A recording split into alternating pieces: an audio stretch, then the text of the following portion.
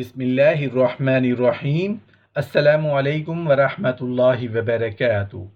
ایک لوہار اور ایک عبادت گزار کا واقعہ۔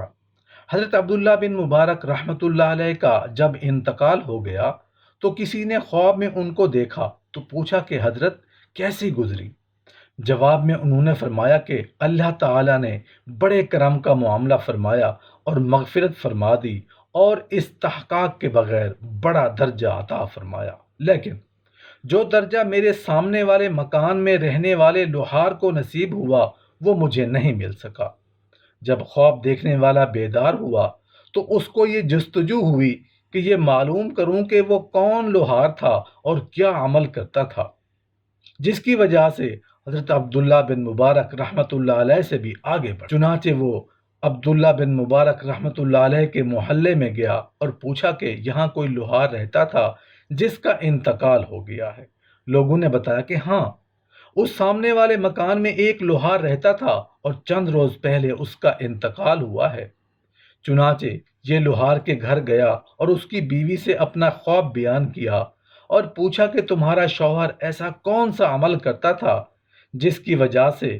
لوہار کی بیوی نے بتایا کہ میرا شوہر ایسی کوئی خاص عبادت تو نہیں کرتا تھا، سارا دن لوہا کوٹتا رہتا تھا، البتہ میں نے اس کے اندر دو باتیں دیکھی۔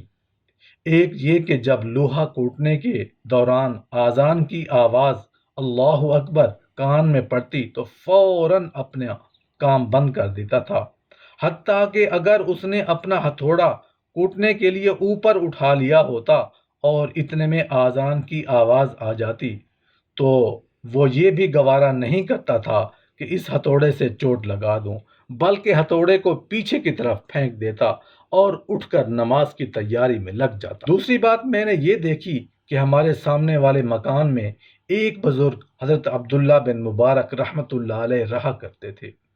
وہ رات بھر اپنے مکان کی چھت پر کھڑے ہو کر نماز پڑھا کرتے تھے۔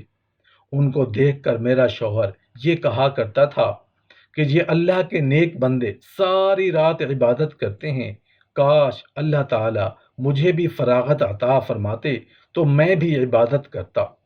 یہ جواب سن کر اس شخص نے کہا بس یہی حسرت ہے، جس نے ان کو حضرت عبداللہ بن مبارک رحمۃ اللہ علیہ سے آگے بڑھا دیا۔ میرے والد ماجد حضرت مفتی محمد شفیع رحمۃ اللہ علیہ یہ قصہ سنا کر فرمایا کرتے تھے کہ حسرت نایاب جو بعض اوقات انسان کو کہاں سے کہاں تک پہنچا دیتی ہے، اس لیے جب کسی کے بارے میں سنو کہ فلاں شخص یہ نیک عمل کرتا ہے تو اس نیک عمل کے بارے میں دل میں حرص اور حسرت پیدا ہونی چاہیے کہ کاش ہمیں بھی اس نیک کام کرنے کی توفیق مل جائے۔